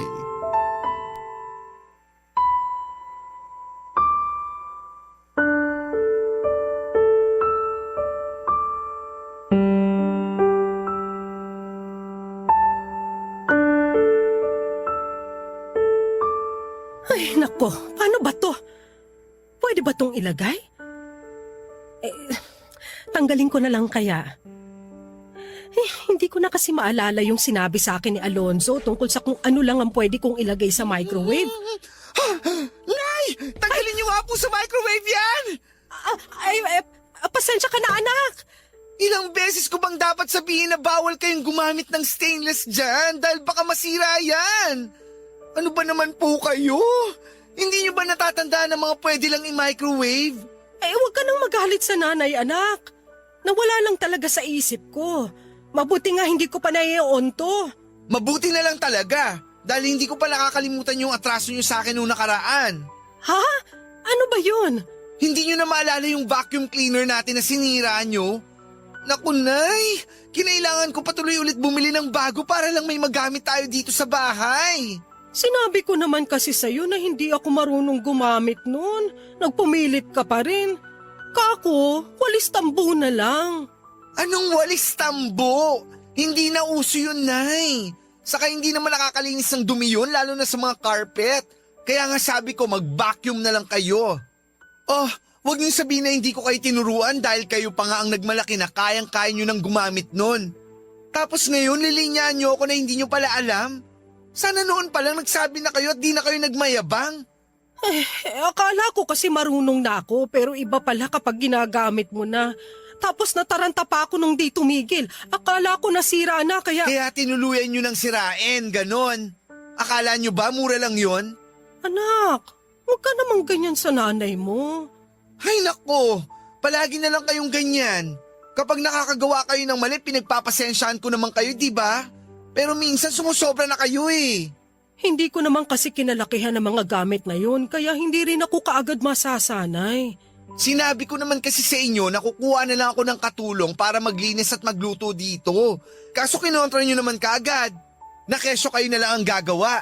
Pero imbis na nakakatulong, nakakagulo lang po kayo lalo, Nay.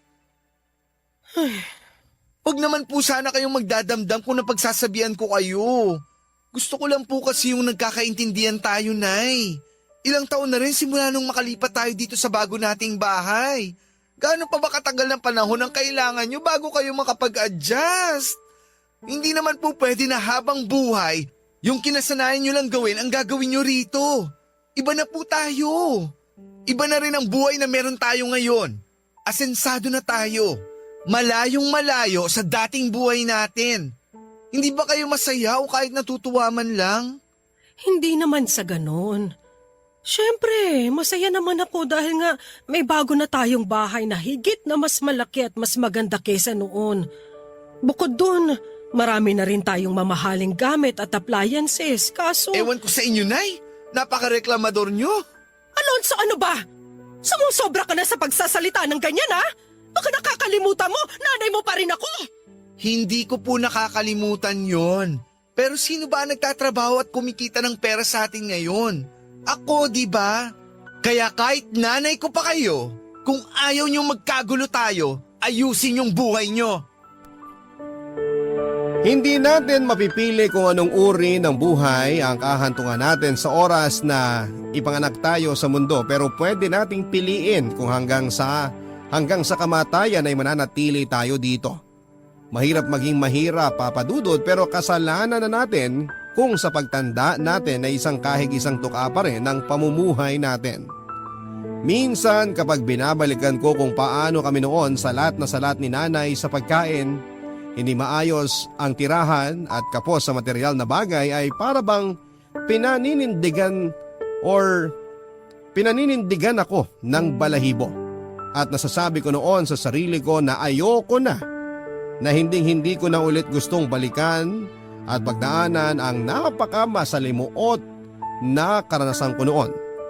Kaya nga lalo pa po akong nagkayod kalabaw.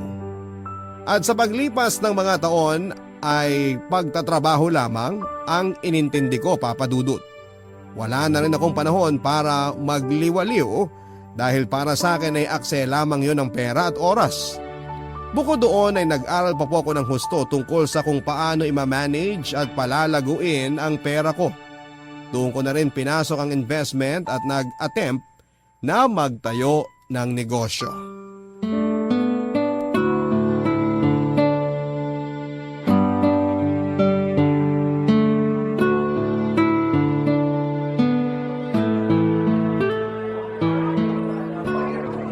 Oh, basta! Nabook ko na yung trip natin next month, ha? Tumingin na rin ako ng mga hotel na available at ang daming magaganda! Siyempre, pinili ko yung pinakamamahalin at the best. Kasi minsan lang naman tayo magsa-celebrate ng anniversary natin, no? Ano kasi? Oh, ano na naman ba yun? Don't tell me may nangyari na naman sa inyo kaya short na naman ang budget mo. Gano'n na nga, babe. Ay, naku naman! Pwede ba makinig ka muna sa akin bago ka mag-react ng ganyan? Ano pa ba kasing gusto mong pakinggan ko? Para kasing alam ko na kung saan pupunta ang usapan na to eh. Kabisadong-kabisado na kita, Martin. Babe naman. Huwag mo nga ako mababe-babe dyan. Makinig ka kasi muna, okay? Mamaya ka na magsalita, please. Kinailangan kasi ng ate ko ng pera dahil manganganak na siya, kaya ayun. Pinahiram ko muna yung pera ko para sa anniversary trip natin. Alam ko nakakahiyamang i-cancel kasi matagal na natin tong plinano pero biglaan kasi. Premature yung baby ni ate, kaya kinailangan niya ng dagdag na pera pang gastos. Alam mo namang hiwala yun sa kinakasama niya. Alam ko pero wala akong pakialam. Ano? Sa lagay gusto mong problemahin ko pa rin yung problema ng ate mo nagpabuntis sa kung sinong lalaki? Tapos hindi naman pala siya... Namin siya. Ate ko pa rin siya. Kung nakikita mo lang sana kung paano siya nangangailangan ng pera, sigurado maaawa ka rin sa kanya. I don't think so. Kahit na kapatid ko pa siya, hindi ko yan mararamdaman. Kasi kasalanan din naman niya ang lahat. Siya ang umayos sa gusot at problema na ginawa niya. Alam naman niya kasi na simulat sa pool, hindi kayo ganun kayaman. Hamak na empleyado lang siya na kumikita ng minimum, tuwing kinsenas at katapusan. Ikaw nga lang tong mas malaki-laki ang sinasahod sa inyo tapos siya pa ang may ganang magdagdag ng pakakainin? Ano ba naman yan? Kung ako nanay mo, matagal ko nang pinalayas ang ate mo. Pwede ba tumahimik ka na? Naririnig mo ba kung ano sinasabi mo? Sino lang ba yung pinag-uusapan natin dito? Baka nakakalimutan mo. Ate ko yun. Pamilya ko, Alonzo. Alam ko, palagay mo sa akin, bobo? Bakit ka ba kasi nagkahaganyan? Akala ko pa naman maiintindihan mong sitwasyon. Anniversary trip lang naman yun. Pwede pa natin i-reschedule. Hindi mo kailangan magsalita ng masakit. Diyan ka magaling. Puro ka na lang reschedule. Baka nakakalimutan mo. Hindi ito ang unang beses na hindi natuloy ang mga lakad natin nang dahil dyan sa pamilya mo. Masisisi mo ba ako kung magkaganito ako? Kung hindi kita maintindihan? Kung bakit nagagalit ako? Naisip mo na ba na hindi mo na nagagampanan ang pagiging boyfriend mo sa akin? Dahil palagi mong inuuna ang pamilya mo. Mabuti sana kung may napapala ka sa kanila. Wala rin silang ginagawa kundi umasa ng umasa sa'yo. Alonzo, hindi na talaga kita maintindihan. Kung masama ang loob mo, palagi naman akong bumabawi sa'yo, di ba? Tsaka hindi ko rin nakakalimutan ang obligasyon ko sa'yo bilang boyfriend. Ikaw na rin na may sabi. Hindi kami ganun kayaman. Kaya nga kung sino sa amin ang nakakaluwag, tulungan na lang. At nagkataon na ako yung meron. Alam mo, ewan ko sa'yo. Mukhang joke lang naman pala sa'yo itong plano kong anniversary trip natin eh. Sana nagpaka-busy na lang ako sa pagtatrabaho. Dinadagdagan pa ang pera ko. Kesa ganito, kasama kita pero wala rin. Parang tanga lang. Papadudot, nagkakilala po kami ni Martin sa isang online dating app. Nag-click naman po kaagad ang personality namin at hindi nga nagtagal ay naging mag-on kami. Magkatulad po kami ng pinagdaanan noon ni Martin sa buhay. Hindi rin siya pinanganak na mayaman at siya rin ang breadwinner ng pamilya nila. Mahal ko po si Martin, oo, pero aminado ako na nahihinaan ako sa diskarte niya sa buhay niya. Hindi naman po ako masamang boyfriend, don't get me wrong. Maraming beses na rin po akong nag-offer ng tulong sa kanya para makapagsimula ng pangarap niyang business pero hindi po niya tinatanggap ang pera kesyo kaya naman daw niyang kitain yon sa sarili niyang paraan. Naisip ko na baka pride lang hanggang sa wala rin namang nangyayari sa kanya dahil nga sa pamilya lang niya napupunta ang majority ng perang kinikita niya. Mga perang pinaghihirapan niya, papadudot. Ayoko po talaga sa tao yung hindi ginagawa ang lahat para makaalis sa lusak na kinakasadlakan nila. Yung bang naghihintay sila ng ibang tao na tutulong sa kanila dahil masyado silang mahina para tulungan ang mga sarili nila. Alam ko po ang pakiramdam na walang-wala. Kaya nga nang maranasan ko ng magkaroon ay ayoko na ulit bumalik pa sa ganong klase ng pamumuhay. Para sa akin, yun ang isa sa mga bagay na hindi maintindihan ni Martin dahilan para magkalabuan kami ng mga panahon na yon, papadudo. Umabot sa punto na kahit maliliit na bagay ay pinag-aawayan na namin. Aminado rin naman po ako na mas umiksi ang pasensya ko in general kaya lahat na lamang ay isyo sa akin. At kahit sino na lamang ultimo si nanay ay nasusungitan ko, papadudo. Siguro dala na rin ng stress, puyat at burnout dahil halos wala na talaga ako noong ibang pinagkakaabalahan kundi ang pagtatrabaho ko, investment at isipin kung paano ko pa mapapalago ang perang meron ako.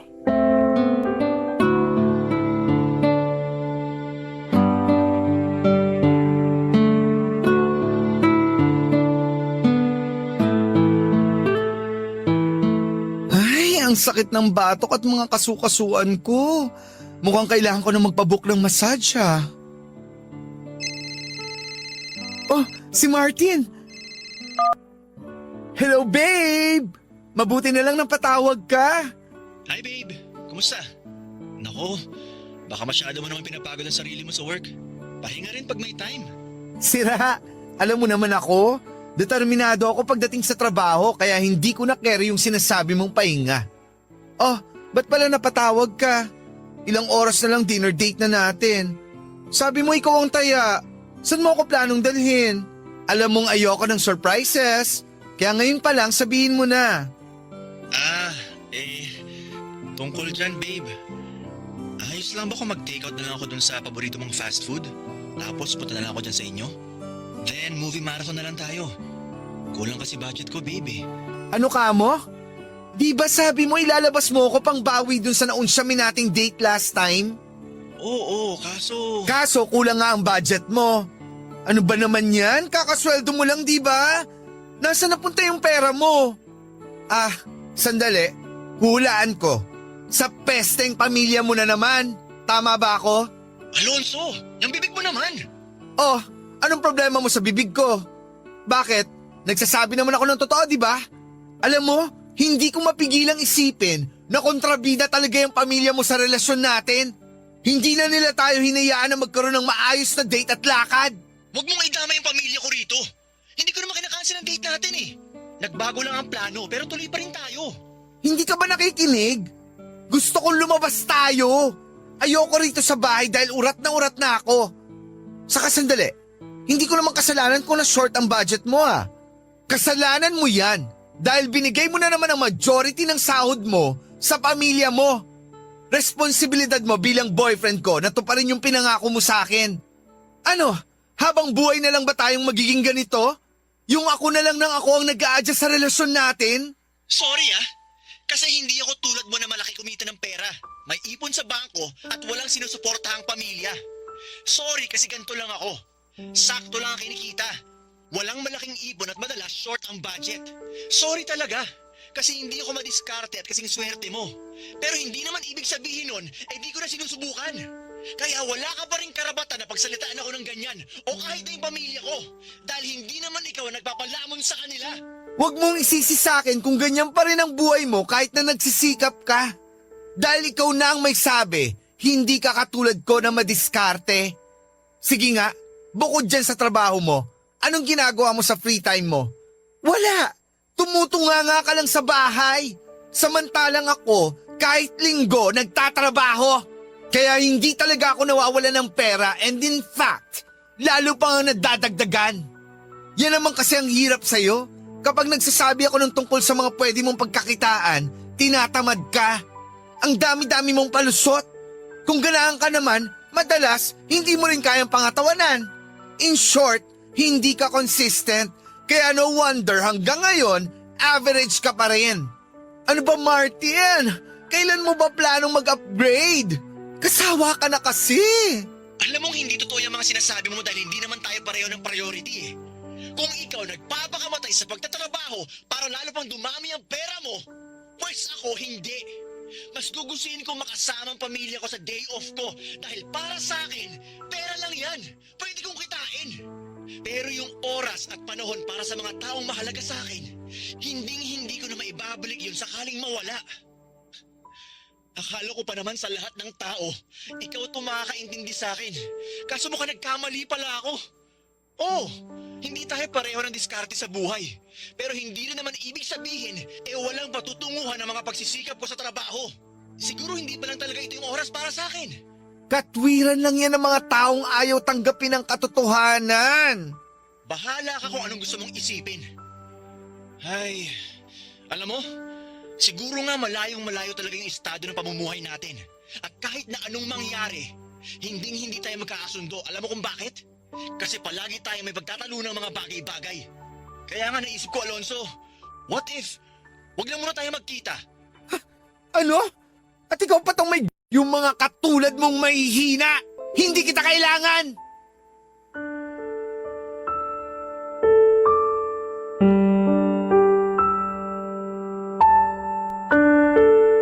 Papa Dudut, nasaktan po talaga ako nang maghiwalay kami ni Martin pero hindi ko po hinayaan ang sarili ko na magpaapekto.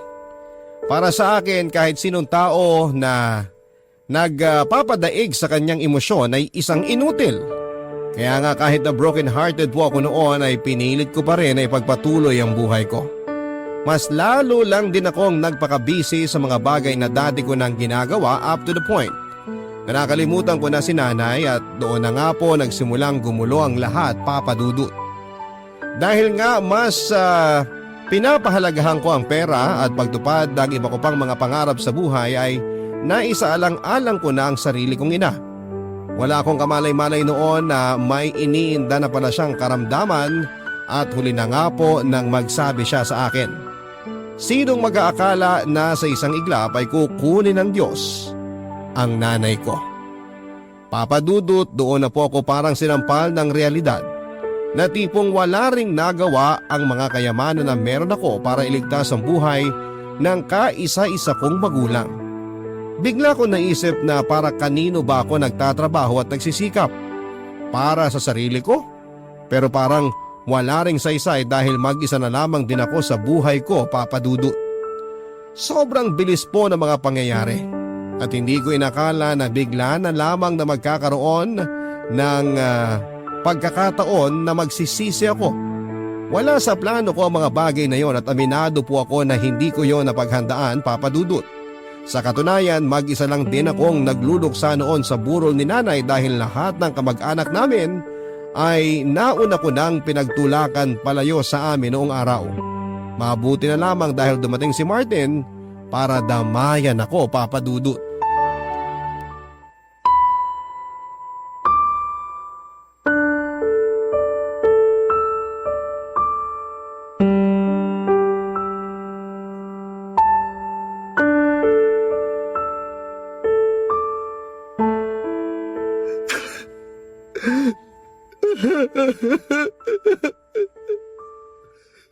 Sobrang sama ko mga anak. Kasi ultimo sarili ko ina na pabayaan ko, Martin.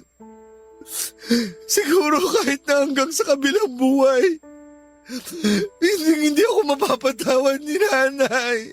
Shhh! Alam mo hindi totoo yan dahil mahal na mahal ka na nanay mo. First time ko pa lang siya nakita noon. Ramdam ko na kaagad na napakalambing at napakabait niya. Kaya nga sinasabi ko sa'yo na hindi siya galit.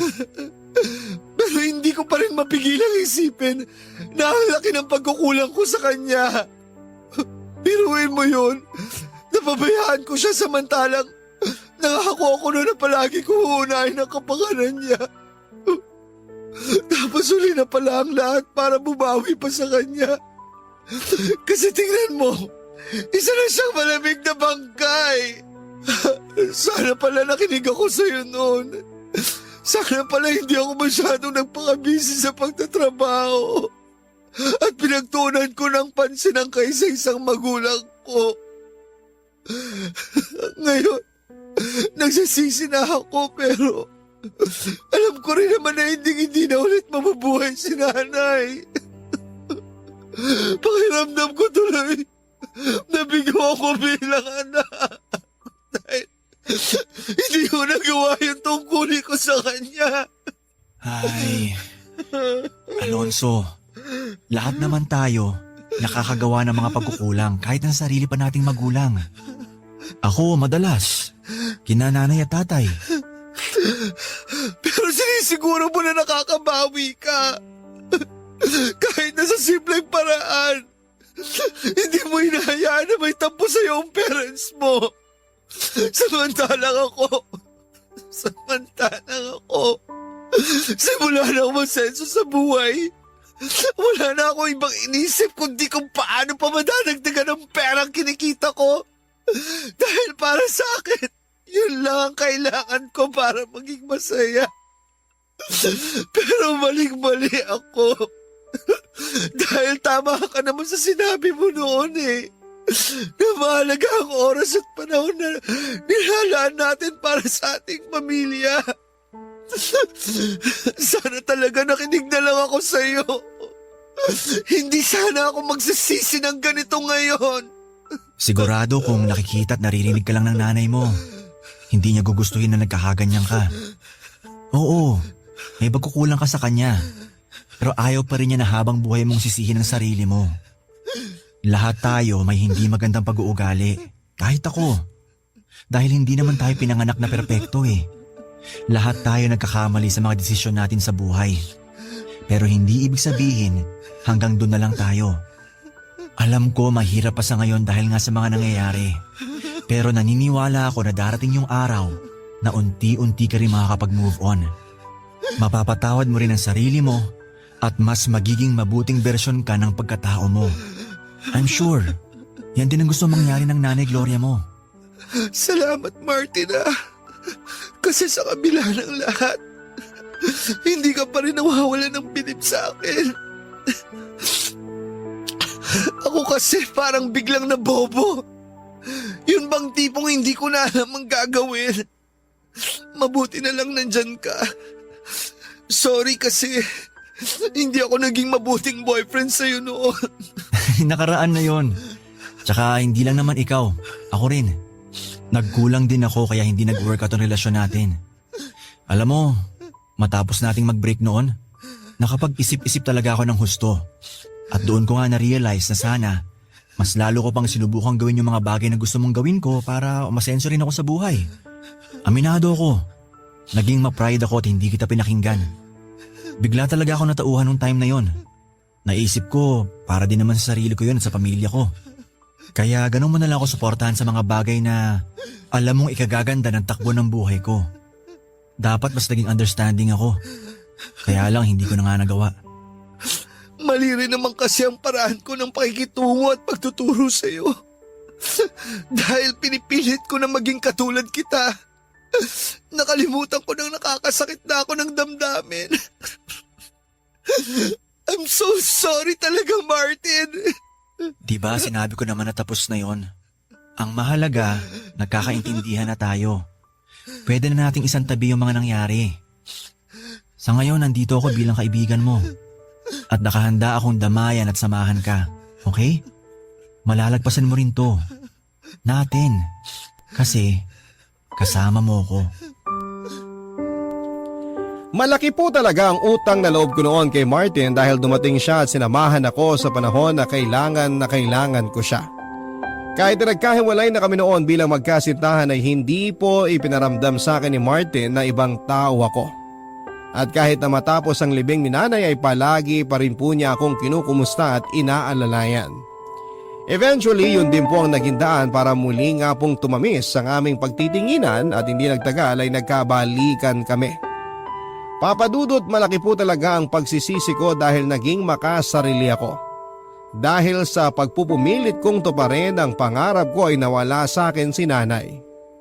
Akala ko noon, kaya kong mabuhay ng mag-isa dahil may pera naman ako. May bahay ako at iba pang mga ari-arian pero hindi po pala ganon kadaling maging masaya. Lalo na kapag wala na sa mundo. Yung taong pinaglalaanan mo at dahilan kung bakit desidido kang umasenso. Yun po talaga yung biggest regret and learning ko sa buhay ko. Sa kasalukuyan ay masayang-masaya po ako dahil kahit papaano ay unti-unti ko nang nabibigyan ng kapayapaan ng puso ko sa pamamagitan ng pagtulong at pagbabahagi ng mga biyaya na meron ako sa ibang tao. Lalo na po doon sa mga higit na nangangailangan talaga. Hindi ko po iisa-isahin ang mga charity event na sinusuportahan ko dahil ayaw kong ulit magpakahambog. Pero totoo pala ang kasabihan na para lubusan kang maging masaya ay tumulong ka sa iba. Bagay na lagi rin po noong sinasabi sa akin ni nanay. Maraming salamat po sakaling mapili po ninyong itampok ang aking Barangay Love Stories, ang kwento ng buhay ko. Alam ko na medyo kakaiba ito kaysa sa mga tipikal na tema ng pag-ibig na palagi ninyong fini-feature pero sana ay magkaroon pa rin ako ng kapangyarihan para mag-inspire sa mga listeners ninyo. Ang inyo pong forever kapuso at kabarangay, Alonso. Ang buhay ay mahiwaga, laging may lungkot at saya. Papadudot Stories, laging may karamay ka. Mga problemang kaibigan, dito ay pakikinggan ka. Sa Papadudot Stories, kami ay iyong kasama. Dito sa Papadudot Stories, ikaw ay hindi nag-isa.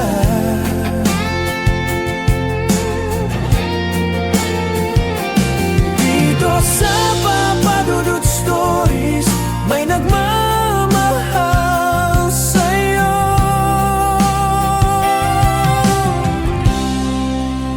Papadudot Stories, Papadudot Stories, Papadudot Stories.